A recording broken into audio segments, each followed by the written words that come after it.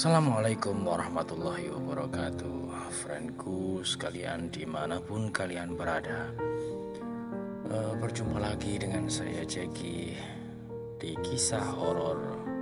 Kali ini saya akan membacakan part yang ke-6, tulisan dari Indra G057. Jika kalian ingin membaca sendiri tulisan dari Indra G057, silahkan klik link yang ada di deskripsi. Langsung saja kita dengarkan part yang ke-6. Selamat mendengarkan.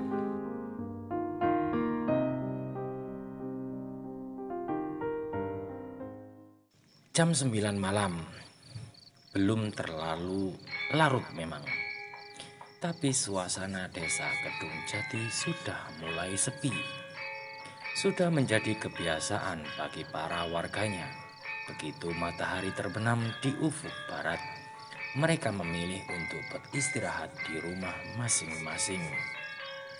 Setelah lelah bekerja seharian di sawah atau ladang mereka. Demikian juga halnya dengan Kang Bejo. Laki-laki itu nampak duduk santai bersandar di kursi kayu ruang tamu rumahnya. Alunan gending-gending Jawa mengalun dari radio transistor, menemaninya menikmati kopi hitam kental dan rokok tingwe kesukaannya. Sedang Yudarmi sang istri masih nampak sibuk melipat baju yang siang tadi dicucinya. Sudah jam 9, kok acara wayang kulitnya belum dimulai ya? Apa penyiar radionya ketiduran? Kang Bejo meluruskan punggungnya, lalu memutar tombol tuning di radio transistor yang ada di atas meja. Sampeyan itu lho Pak, kok radio saja yang diurusin? Apa ndak bosan setiap malam dengerin wayang kulit terus? Pok ya sekali-kali gantian istrinya ini yang diurusin. Gerutu Yudarmi sambil memasukkan baju-baju yang telah ia lipat ke dalam lemari. Soal ngurusin istri itu gampang. Lagi pula masih sore ini. Anakmu juga belum tidur, sahut Kang Bejo sambil melinting tembakau. Alah, sampean ini memang paling bisa ngelesnya. Yudarmi menghampiri sang suami lalu duduk di sampingnya. Mau nambah lagi kopinya? Ndak usah Bune, masih banyak ini kopinya. Kang Bejo menyeruput sedikit kopinya, lalu meletakkan kembali gelasnya ke atas tatakan. Kalau masih ada tolong ambilkan saja singkong goreng yang kamu bikin tadi sore itu loh. Walah pane, lawong singkong goreng sudah sampean habiskan gitu loh, kok masih dicariin, kata Yudarmi. Iya toh, lupaku, tak kirain masih ada. Kang Bejo tergelak sesaat, lalu menyulut rokok lintingannya. Asap tembakau berbau pepak mengepul memenuhi ruangan. Makanya rokoknya itu dikurangi. Masih muda kok sudah pelupa gitu. Jangan-jangan nanti juga lupa kalau sudah punya istri, gerutu Yudarmi. Ya enggak lah, kalau sama istri ya enggak bakalan lupa toh. Masa sama istri cantik begini lupa? Gemas Kang Bejo mencubit hidung Yudarmi, membuat pipi perempuan itu merona merah. Gombal, seru Yudarmi sambil menyandarkan kepalanya ke bahu sang suami. Kang Bejo hanya tersenyum. Sejenak suasana menjadi hening. Hanya alunan gending-gending Jawa yang terdengar mengalun dari radio tua di atas meja itu. Kang, sampean denger nggak? Tiba-tiba Yudarmi kembali menegakkan kepalanya. Dengar apa toh? Kang Bejo ikut menajamkan indera pendengarannya. Kecilkan dulu suara radio sampean, seru Yudarmi. Kang Bejo pun menurut, memutar tombol volume di radio tuanya.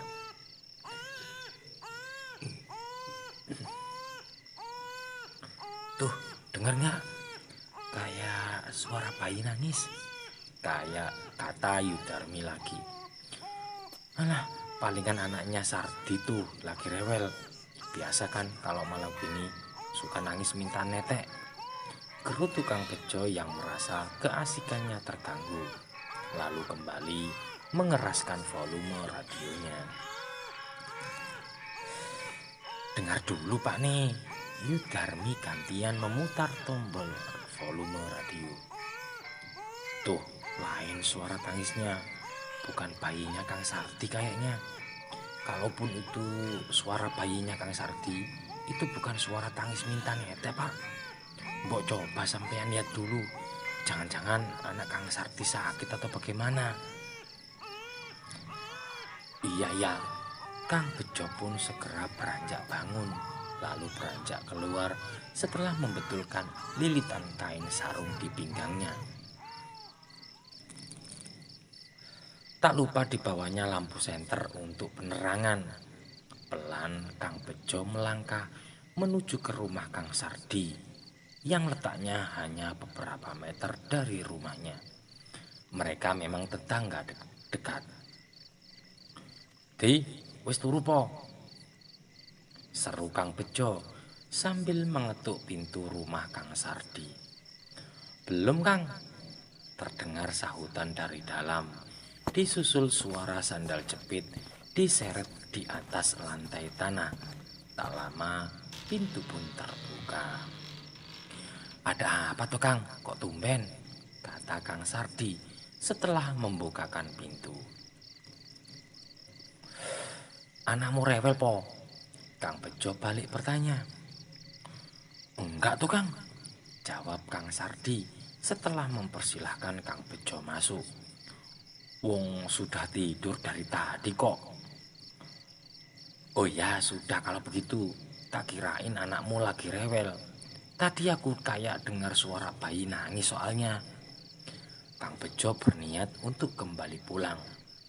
Namun langkahnya terhenti saat sayup-sayup suara tangis bayi itu kembali terdengar. "Loh, itu terdengar lagi suaranya." Kang Bejo menelengkan kepalanya, mencoba mempertajam indera pendengarannya. Kang Sardi pun mengikuti gerakan tetangganya itu. "Wah iya ya Kang, bayi siapa ya yang nangis malam-malam begini? Perasaan cuma aku yang punya bayi di desa ini," gumam Kang Sardi. "Sebentar Di, kok sepertinya..."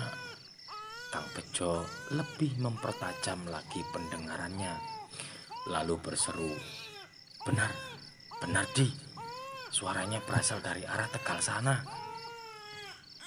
"Iya Kang, benar." Kang Sardi ikut berseru.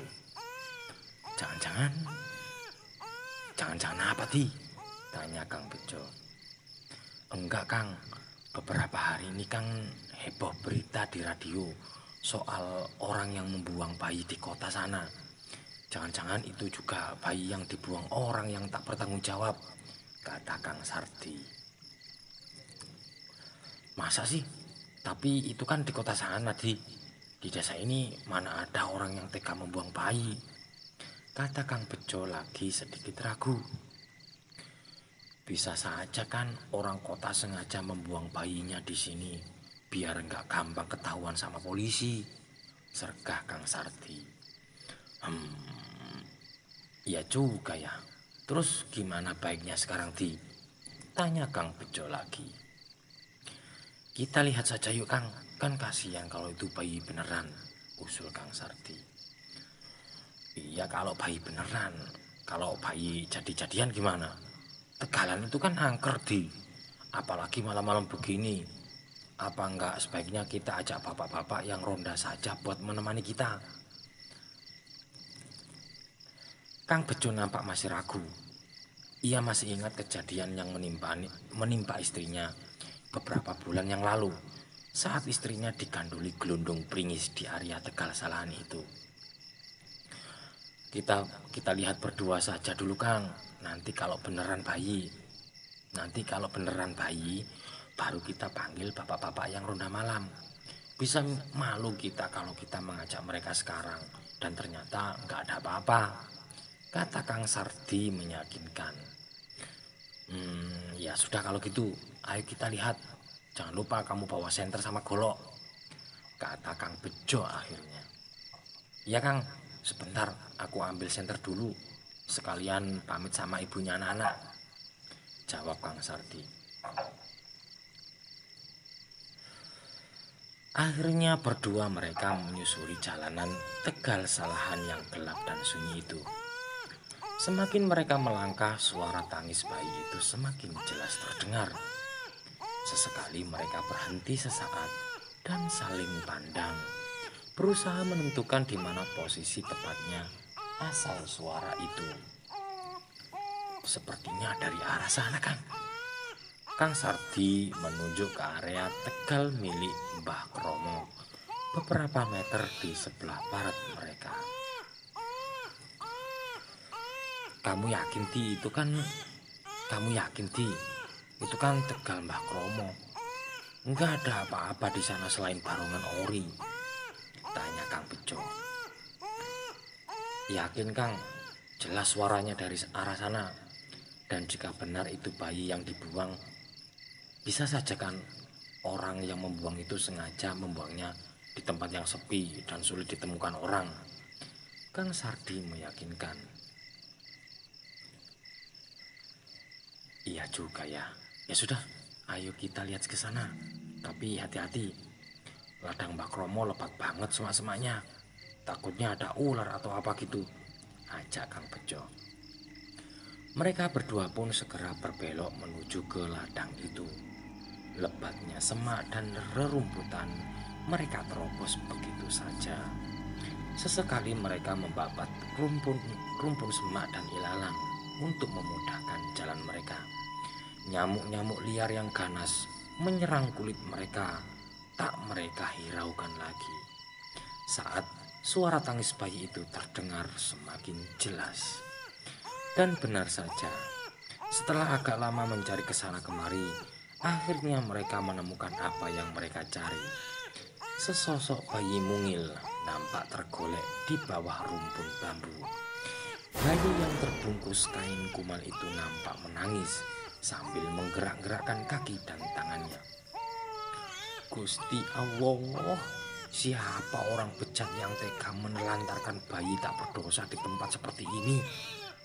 Kang Sardi segera menyerahkan senter dan goloknya kepada Kang Bejo, lalu memungut dan menggendong bayi itu. Ditimang-timangnya bayi itu sampai tangisnya berhenti. Kita bawa pulang saja ya Kang, usul Kang Sardi. Kamu yakin Di? Tanya Kang Bejo. Ya iyalah Kang, masa bayi mungil begini mau kita tinggalkan begitu saja di tempat seperti ini? Coba lihat, dia sudah kedinginan, badannya juga bentol-bentol digigitin nyamuk. Kang Sardi masih tetap menimang-nimang bayi itu agar tenang dan tidak menangis lagi. Enggak, maksudku kamu yakin itu bayi beneran? Di tempat seperti ini loh Dan. Di tempat seperti ini loh. Dan Kang Bejo mengarahkan lampu senternya ke arah bayi itu. Melihat ada cahaya yang mengarah ke arahnya. Bayi itu menolehkan tertawa kesenangan sambil kembali menggerak-gerakkan kaki dan tangannya. Kang Bejo tersenyum. Siapa yang tak terpukau melihat tingkah bayi yang lucu begitu?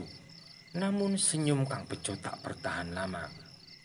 Saat melihat perubahan yang drastis pada wajah bayi itu, tawa bayi itu semakin keras seiring dengan perubahan pada bibirnya yang semakin melebar. Sepasang taring kecil tumbuh mencuat di sudut bibirnya. Kulit wajah bayi yang awalnya halus mulus, pelan namun pasti berubah menjadi keribut.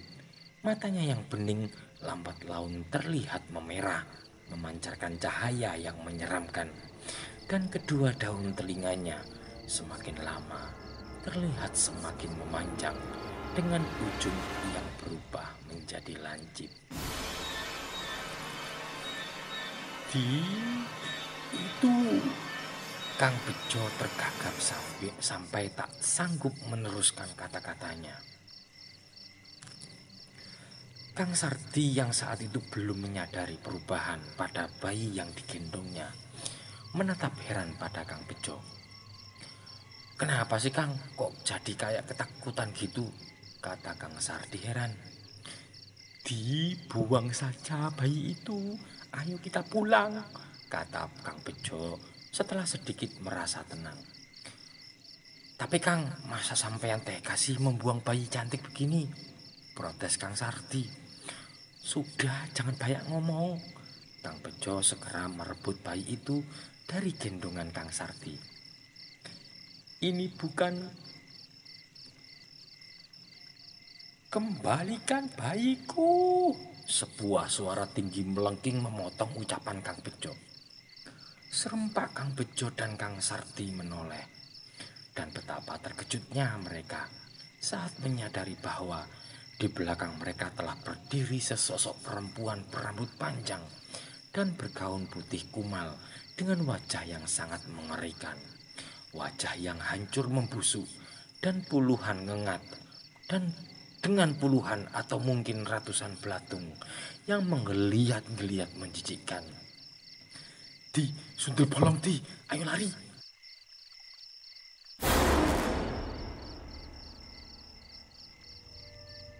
bisik Kang Bejo sambil pelan-pelan meletakkan bayi itu di atas tanah. Begitu bayi itu berhasil diletakkan, sontak Kang Bejo dan Kang Sardi lari tunggang langgang meninggalkan tempat itu, diiringi oleh suara tawa si perempuan yang melengking tinggi.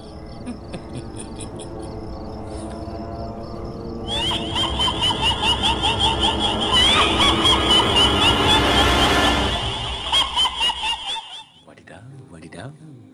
Aduh, ternyata itu bayi jadi-jadian. Bayi sundel bolong. Wow. Ada yang pernah mengalami? Silakan share cerita kalian. Kirim email ya. Nanti insya Allah akan saya bacakan. Itulah tadi part yang ke-6. Tulisan dari Indra G057. Selamat malam, selamat tidur, selamat istirahat. Dan semoga malam ini kalian tidak mimpi buruk. Assalamualaikum warahmatullahi wabarakatuh.